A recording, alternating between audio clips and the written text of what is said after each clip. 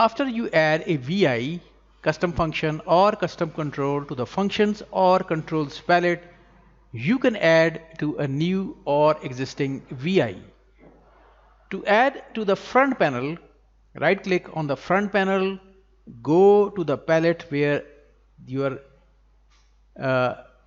custom control is. I have added it to the users controls, to the creating executable and sub palette, and from there you can select the control and place it on the front panel.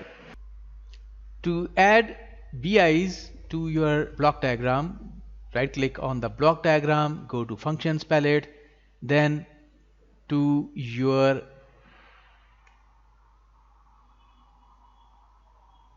palette where you have included the VIs. I have included this palette, and select the VI and place it on the block diagram. So this is how you can access the controls and functions palette and select objects from it and place it on the front panel or the block diagram.